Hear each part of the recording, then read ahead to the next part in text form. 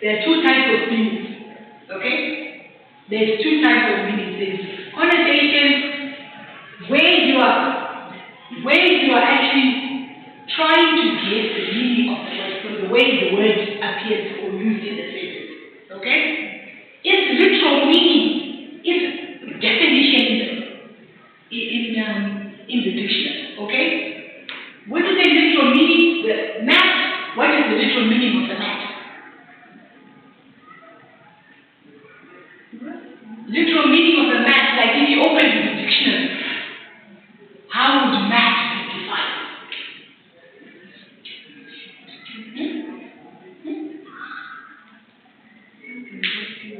Yes, something that someone sits on, but is that the only definition?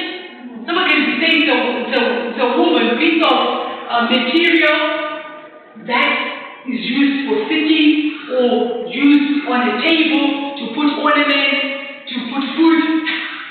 Are we now not using our own personal experiences to then give the uses of the word mat? Yes. Okay?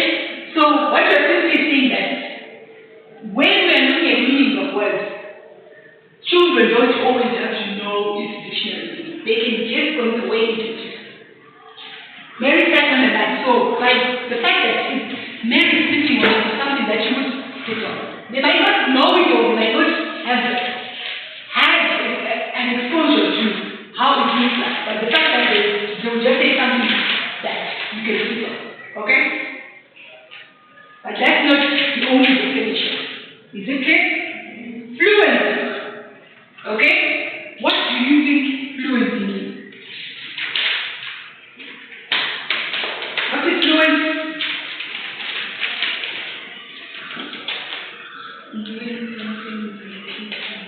Alright, when you say fluency, it is you reading out aloud. Okay? Reading it accurately. Okay? If I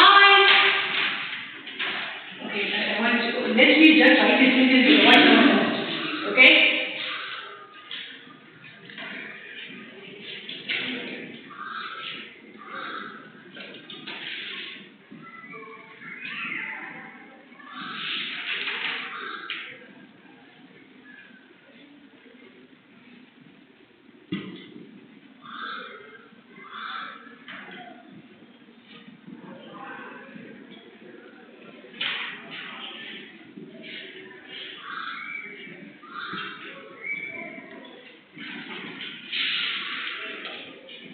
Okay? Can you read this for me? Can you read this sentence for me? The rural area has railway to go camping for anyone interested in it. Can you say that again? Can you read it again? Can you please? I want you, as she's reading, please, we're checking the fluency. How fluent is she? So we're looking at how she's able to read the text accurately and quickly. Okay? Yes. The rural area has railway to go camping for anyone interested in it. Is there a word that she did not pronounce properly?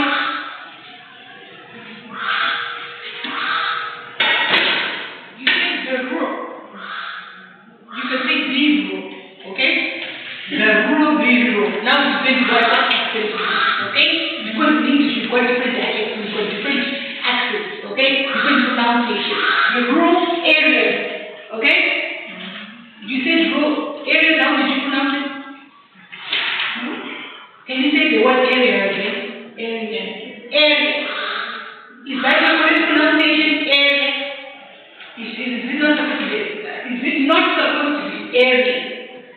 Area.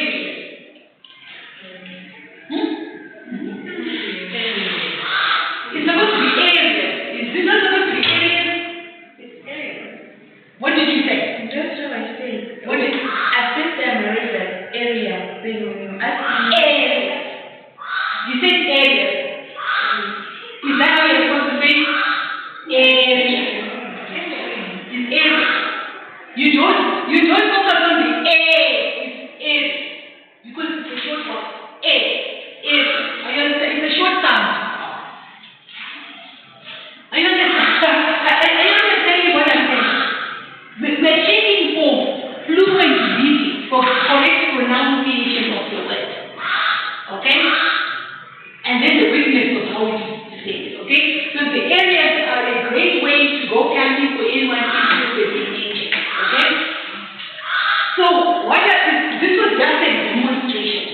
There is nothing wrong with different pronunciation. Okay? But what is important is that when the vowel sound should be long, it should be long. When it should be short, it should be short. It doesn't matter how they need to pronounce it. Okay? But the correct shortness of the sound or the longness of the sound should be accurate. Okay? We are going to have dialects, we are going to have different pronunciations. Okay? We are teaching where we are going to pronounce it differently. But still, we should model the English way of how the word should be said.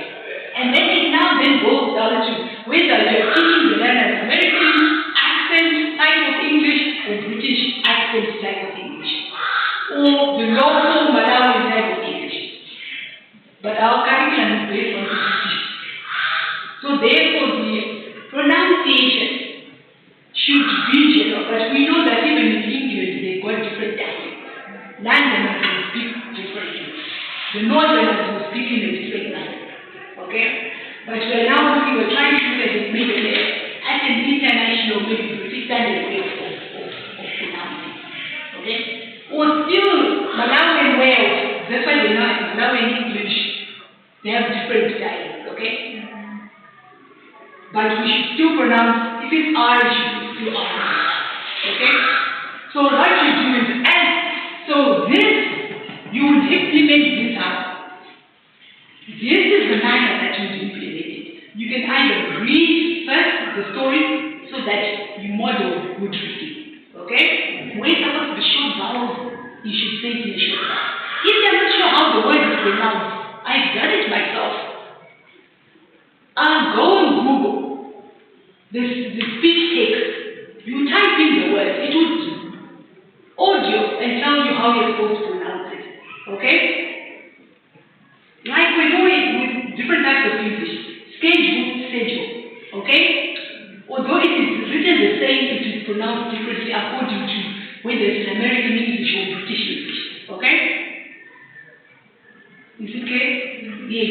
So you are already told that your calling accent is British, it should be British accent. Okay? British maybe international standard of English, but you pronounce it according to how it's supposed to be. That's the aim. You might not be perfect, but that is what you're striving for and towards. Okay? Is it okay? Any questions on the fluency? So what you then do is you read the story. The reading of the story now is your homework. You get the learners to also read. They can read sentences, okay? You can pass the book round, they read the sentence loud. As they're reading, you're correcting their pronunciation. Or what you can simply do is you can ask learners to volunteer. Okay? So that they get good practice of reading the story. Okay? You can also select the best learners so that the best learners become role models to the rest. Okay? As they're reading, you're correcting the pronunciation and the accuracy and the quickness. Is it clear? If I read with this man and without being able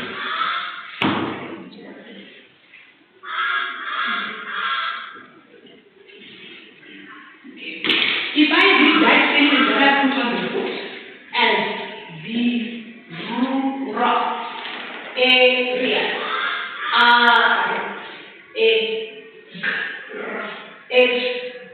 way to go in for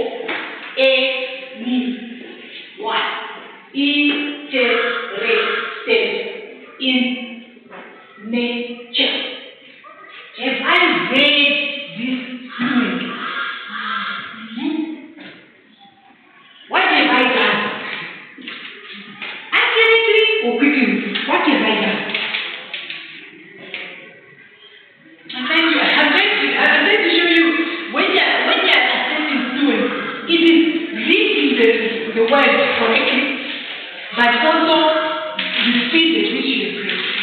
So what I'm asking is, what have I done well and what have I not done well? Is the question clear? Yes. What have I done well?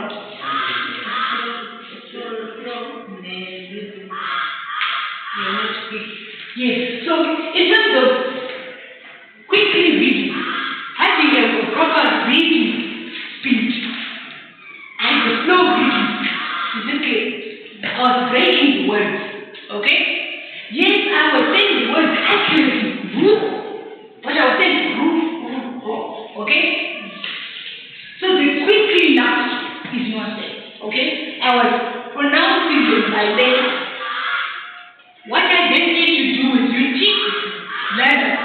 to break the word down, okay, into letters, okay? For them to be able to pronounce it, they have to also then learn, after they've broken down the letters, they have to combine those letters they've broken down to pronounce the word alphabet. Because when we don't read as ro. We read as ro. Are you understanding? So both techniques have to be taught to the learner. Is it clear? We break down the letters in order for us to learn how to pronounce the letters and to write the letters. In spoken language, you don't speak like that. You don't say, the raw area. We have to speak fluently. So that is what we are trying to teach here. And this is what the learners need to learn. Is it clear? Yes. So, the next point is increased concentration and discipline. Through literature, the child is able to be self-disciplined. Because keeping quiet while a story is being read, okay? It fosters self-discipline, okay? It's hard to maintain attention, okay? Lack of attention, lack of concentration also affects the ability to recall, to memorize, to remember, okay? Yes. That's why there is attention deficiency hyperactive disorder. There are learners with special needs within that area. They fail to concentrate. They are fidgeting, they are moving up and down. Therefore, the learning is impinged, okay, or affected, okay? Yes. Understood? Let me move on to the next point. Rosary exam, you should have at least about 5 to 8 points. Each question is 20 marks. So I'm not going to give you 2 points when you know that at the end of the exam, each question is 20 marks. I'm going to give you points that I think will enable you to write each essay. And they're all in an essay format. 20 marks, 5 points to 8 points maximum. Okay? Clear? Yes.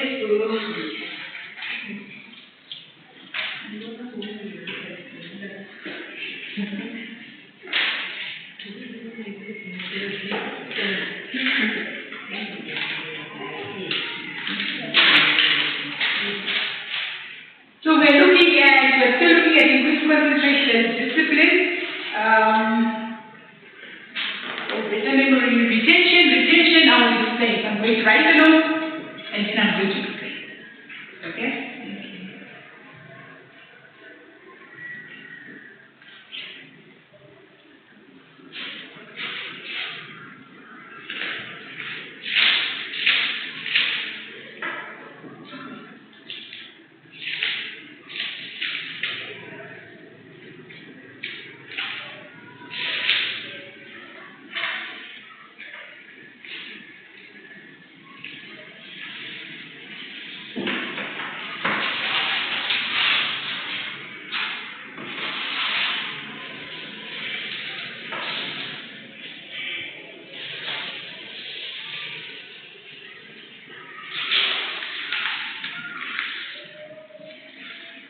I am trying to teach you practical ways of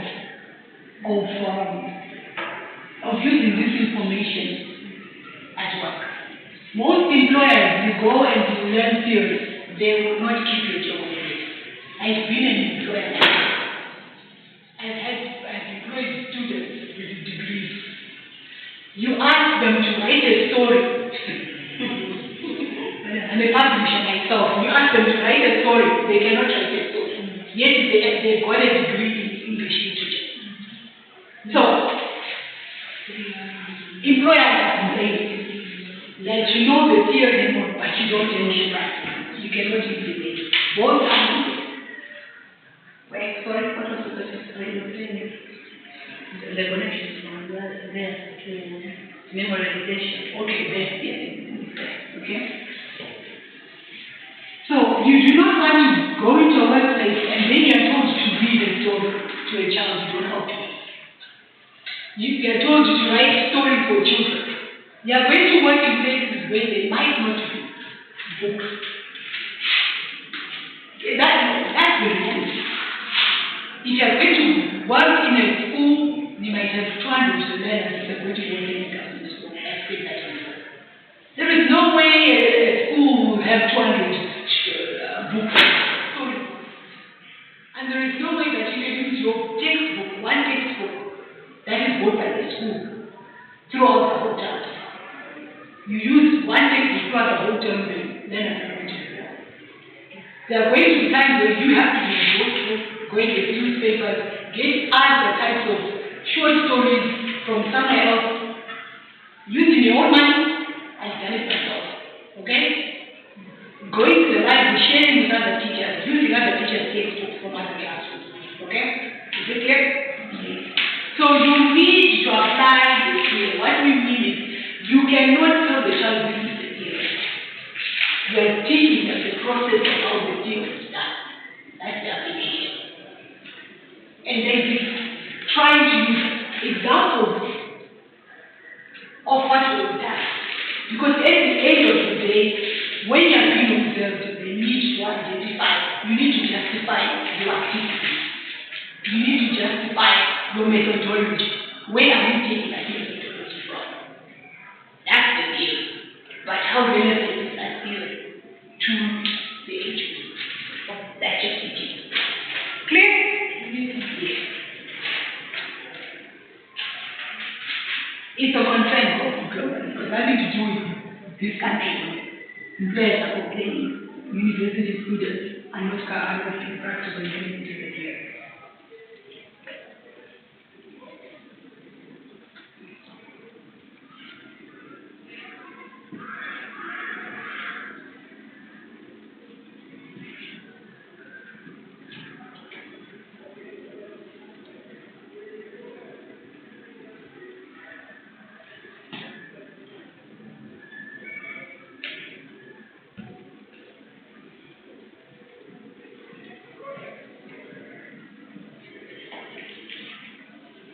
That's why we are not inventing.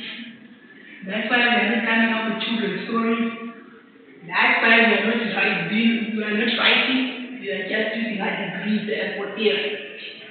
But we are not adding any value to the society and the workplaces we go and work. So that needs to stop.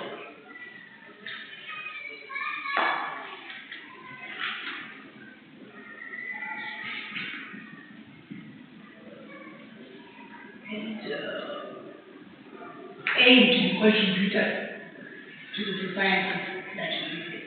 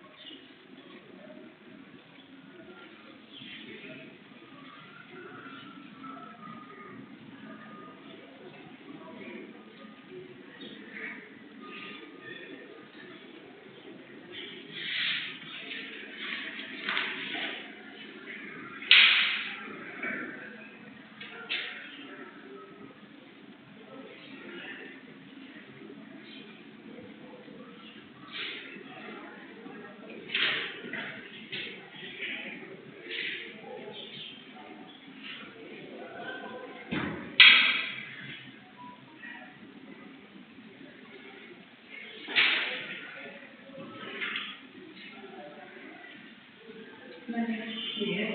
what order is Which one? according to Vision, when According to Vision, JDC, Children's Digital Deductive Benefits, such as point D, the first word. okay, nurturing, okay? Nurturing just having mothering instincts, okay? Encouraging, supporting, caring for the child, okay? That's what your role as an ECG and primary school teacher. Even in high school, the high school, if you are a local parent, you are acting on behalf of a parent. The parent gives you the authority to look after the child in their absence, okay? So therefore, you need to act in the best interest on behalf of the parent. In the interest or according to how you perceive the parent would deal with any issue that is to do with the child, wow, if they were there. Okay, in reality, if they were there, how would the parents react, behave, and stay? Okay? That's why it's very important not to bring in inappropriate literature. Because some parents at home, they do that with their own children, but you are not supposed to do.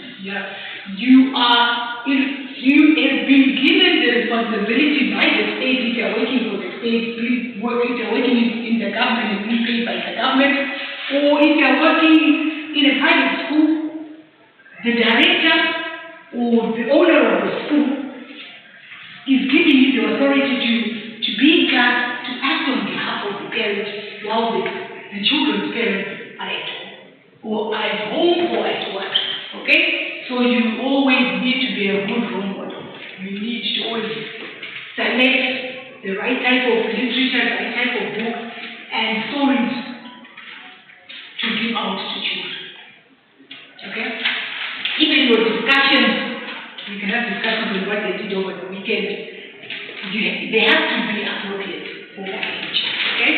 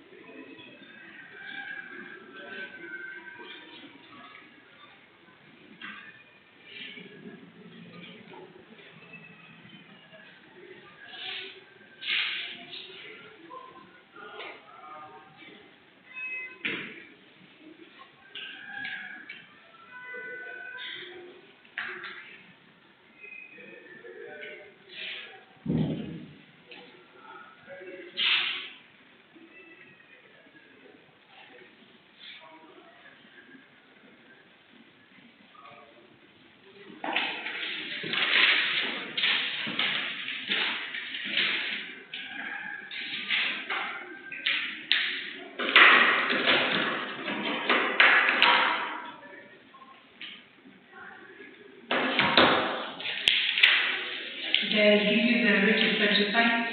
Yes. Okay, can I have it, please? And I think I gave you some work, like for the short stories, if you can bring them. I think at the reception they said they don't have done printing out. So I don't know maybe No, you can handwrite it, it's fine. Yes. You can handwrite it, it's fine. When you are finished, please let me know so I can explain this. Then you're going to read, one of you is going to read the story, you're going to like to see where it falls under this theory, under this discussion. Okay? Yes. It forms as the basis of the different types of stories we should read according to what the children like and what linguists or writers say stories or literature stories that interest children. Okay? So we said vocabulary, so make sure we bring stories with different vocabulary. Daily vocabulary, activities, hygiene, animals, anything. Okay? I just different. Use that vocabulary. Make sure that you're teaching how to pronounce the words. You don't say, oh, I forgot. You don't say you pronounced it wrong. That's not how you pronounce grow. Okay? You just pronounce it correctly. Okay? You just say grow. If they say rulo, you just say rulo and you move on. You don't say to them, that's not how you just say it because you are now disrespecting them, and isolating them, and making them getting off the top of everybody, and not paying too much attention to them. If you repeat it, they will know that next time, without you telling them that their own pronunciation, they will copy, they imitate the way you pronounce words, the way you say it. Children are like that. Even the way you dress, they will end up copying. The mannerism, the way you speak, they copy. Okay? Yes.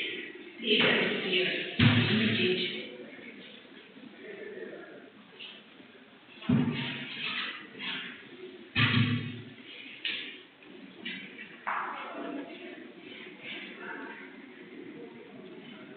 Even to the point of imitating your accent. Yes. Your mannerism is your copy. If you say all the time, they will end up copying it also.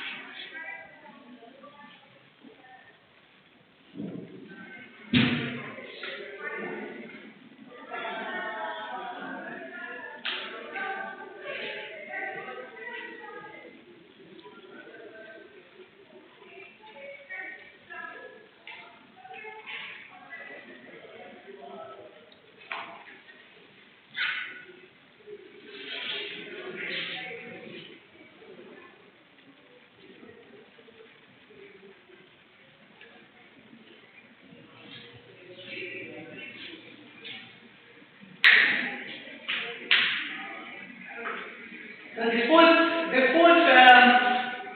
fourth point about the benefit of children's literature is that you said before, imagination and creativity. They hear words, they want to use them, we use them in their writing.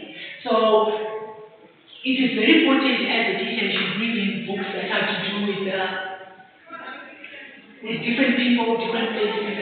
So bring in stories that talk about different races, different family setup, single parents, polygamous families, child-raising families, okay?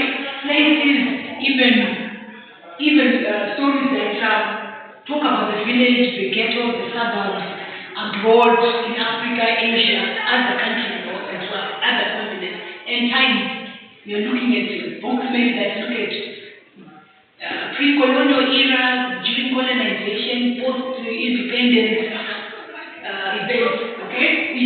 Time. Even bringing books on COVID, maybe pandemics, to do with events, maybe World War I, Industrial Revolution, It might be Mother's Day, it might be Christmas, or it might be Eid, or Chinese New Year, or it might be just Easter, okay? So, you might be teaching Christian children, but you should also bring in religious topics or books that talk about other religious events that have got nothing to do with only Christians, so that they have a broader opinion of the world, okay? So books are teaching children things to do with what is in the world, what they're going to experience, what is happening within the world, okay? So the other books that you need to bring in for children within your class should be fun, humor, laugh, have fun jokes in them. Mystery, maybe there is a problem that remains not solved, or there is some suspense that is there, okay? So the plot should have humor, the plot should have the the story should be fun, should be exciting. They should promote questioning so that they think at the end of the story. So why did it happen like that? How did it happen like that? When did it happen like that? Or how did it happen? Why was it like that? Okay, is there any other explanation of the rationale behind that story being written like that? So critical thinking, that then evaluating and judging. Did they like the book? What is it that they did not like? Could they have solved the problem in a different manner? Okay? So they're thinking about the story, okay? They're weighing the strengths and weaknesses of the story, okay? Of the plot, the characters, what are the minor characters in the story are who? What is the relationship between the characters? What are the flaws or weaknesses within the characters? What are the how are the characters or how do the characters appear within the plot or within the setting? Okay, where does the story take place? What type of setting is it? Is that setting realistic? Is it full of mystery? Is it full of fantasy? Is it to do with magic? What is it? Okay. Also, should bring in children stories that are current and newly released. Like there's a Barbie movie, you can bring in movies as well. We forgot also on the types of movies, on the types of literature, you can bring in films, you can bring in documentaries, you can bring in kids shows as well. But it's all part of literature, okay? Bring in different things, okay? So according to Beach, okay, JDC 2015, they advocate that children's literature is didactic. When you say didactic, they're looking at teaching benefits with books, because literature is broad. Literature looks at it falls under the literature itself, okay? It falls under the field of literature and language, okay? Here we're looking at the benefits of teaching literature, okay, to children, okay? What are the benefits of it?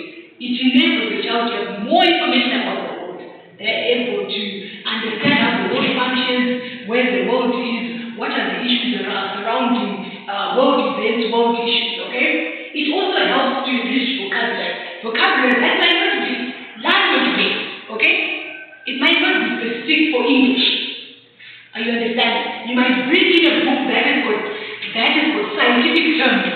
That child is learning science words, which they might not use in English, or math words, are you understanding? Or historical words, or geographical words. If you bring in a book about earthquakes, hurricanes, they are learning words that are out of the English subject, that are found in other subjects, okay? That is enriching the vocabulary, general vocabulary. That might not be related to English, the English language literature. And then it also enables them to apply specific language skills in the classroom and also at home or within the community. So not only through literature, you're not only teaching for them to acquire language skills that have to do with within the classroom, but also at home, that they can apply within the daily life. Is it clear? Nurturing communication between the storyteller. The storyteller is the person who's telling the story. The reading, the storytelling the story. It could be either the teachers, the parents, or even the learners. I forgot to put the learners. Because you can get the learners to read the story, tell the story in class. Okay? Or you can invite another professional, another writer, a poet, or a eighth grade, or anyone, or a teaching assistant to come and read out the story, or to tell the story out to learners. Okay? And then we have the listeners, who could be the teacher, okay? Or the learners themselves. It depends how you structure the activity. Is it clear? It could be group work, class work, or it could be individual, okay? Learners or students or teachers. It depends where the storytelling is taking place. If you decided to put it in a form of a play, then it could also be the parents. The parents could be what? Listeners, if you stage the if you read the story and then you turn it into a play. Are you understanding? Yes. Clear? Then, Varaka 2021, it's a Pakistani international journal. People write, education researchers right across the world, they research topics for children, they publish these research articles. Okay? So this is an article of a research study that was done in India. How relevant is this? Is it still to do with children? Okay? Not maybe in our context, but at least we can get some ideas from it and use it. Okay? So this is a journal article that carried out a research. So they carried out a research on determining or trying to evaluate children's opinion of what they stipulated or what they argued were good books for them. So this article looked at the content, did a content analysis, okay? More from a language expert point of view research. They looked at the content, the stories themselves. They brought in different stories, children's stories. They looked at them, they gave children these books and asked children's opinions of which ones did they think were beneficial to them, which ones did they think they placed more value on them. So they asked the opinions of children. Sometimes we ask the teachers, okay, which books do you think children would like? But in this particular research, they carried out research on children for their opinions on what they thought was their favorite book. And what the research came out with was that they liked animal stories, adventure stories, they also like funny stories, as well as children's adventures within the story. So there was supposed to be some adventure, some discovery, some exploration within the story, and some action also. They also prepared short stories and also stories that had simple language. They did not want expressive, too much of expressive words in the story, or unsolved problems in the story. Okay? So they were not so keen on suspense, like we have the story at the end. There's no solving of the problem done. They were not interested in that. They did not like long stories. So, in other words, as an ECD primary school teacher, what is the relevance of it? Bring in short stories. Bring in stories that have a simple language. Bring in stories that have action. Bring in animal stories. Bring in stories that have got different people, places, events, okay? So that you are able to entertain the learners. And also, as you bring these stories, do not just make it more like it should be education. No, it could be for fun. It could be instructional. It could be for just reading to persuade them, for them to teach them how to carry out a certain instruction. Okay? So the purpose of reading could be you are bringing this literature for them to learn how to describe, how to persuade, to think in a different manner, to entertain, to instruct. Okay? And these are the references. So if you want to go and do additional reading, more reading, I've given you the references. When you are putting in your own assignments, if there's an essay-related assignment, please do not go to more than 10 pages. Okay? Clear? Now, can someone read one of your stories? Someone who's not read their story before, can you read your story? So that you can analyze where is it falling under. According to the guidelines that are written on the beneficial of reading and the beneficial of reading children's literature, where does it fall under? Where would it fall under? Who has not read the short story?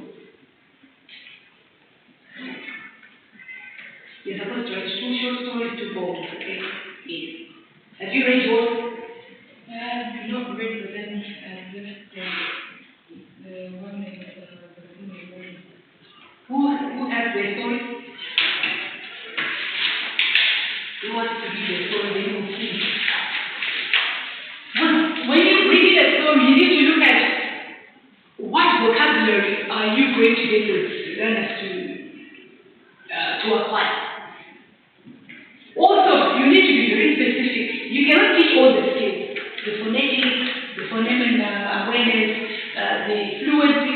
You decide on your particular lesson. Today, I'm going to teach fluency. And try to get learners to be fluent in everything. Okay? So you concentrate on that. Okay, next week I'm going to try to build their vocabulary. So I am going to look at meanings of words that are going to come across in the story, any words that they don't know what the words mean, explaining the words, how the words are used, and then maybe writing sentences out of it, okay? Today, I'm going to concentrate on reading comprehension, so that I'm going to read the story, I'm going to read the story quietly, silently, or loudly, then I'm going to answer questions. So there has to be focus, the purpose of that lesson for the teacher. It could be also, okay, this week I'm just looking at the literature part of it, which is identifying the characters, the settings, the plot, okay? Yes. So you focus, okay, we are going to look at characterization. We are going to look at settings only this week, or plot. So, I'm going to look at all aspects of literature. So I'm going to look at the characters, the plot, the settings, okay? And the theme. Okay? I'm just going to get them to enjoy the stories, read for fun. No questions, no nothing. Okay? Or we're going to look at non-fiction texts. So I'm going to bring in maybe a story on food, on weather, on transport, on religion, okay? But what is it that I want them to learn out of that? Okay? I want them to be able to answer comprehension questions. Or I want them to read fluently. Or I want them to pronounce words properly. Phonetic sounds, I'm going to look at words. Okay? With the idea that they are going to write their own stories or perform the stories. Or be able to retell the story in their own words. Are you understanding? Yes. Okay, someone to read the story. And then please, as she's reading her story, please, I want you to write down questions that you, in fact, I want you to identify from her story what type of genre is it. So type of genre, okay? And then lessons, okay. Lessons that can be used from the story.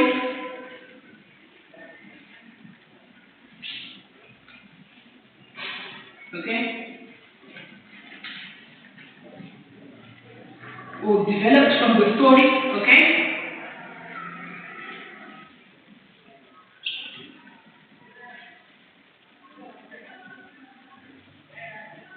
And then maybe 3 questions related to the story.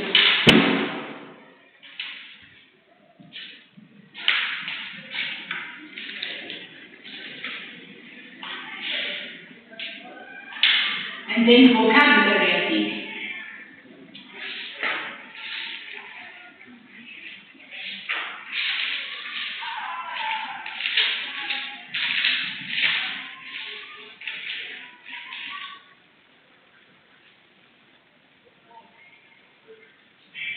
And then the age appropriateness of the school.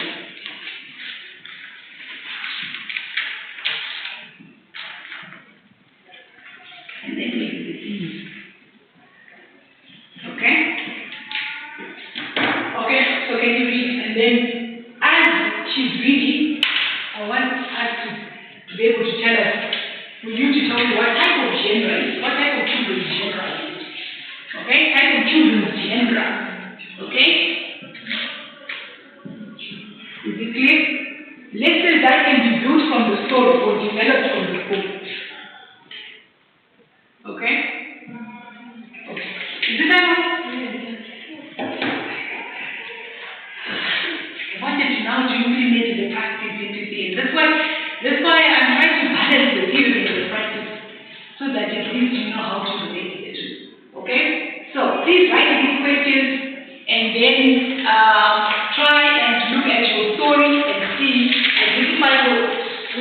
your story, what type of children do you learn at this school lineup? What lessons can be developed from the story? Okay? It could be math, English, science, or geography, or maybe life skills, okay? Then 3 questions related to the story, okay? It could be on characters, it could be on settings, it could be on plot, okay? Clear? Plot and themes, okay? Okay? Or outside of the story, okay? Vocabulary in the story, okay? What vocabulary, maybe 5 words that you want, you think that I don't know, you want to develop, and then the theme, okay? Age appropriateness of the story. You need to identify this for 5-year-olds, this for 6-year-olds, 3-year-olds, and why? Why and who chose it? So you need to develop it childhood.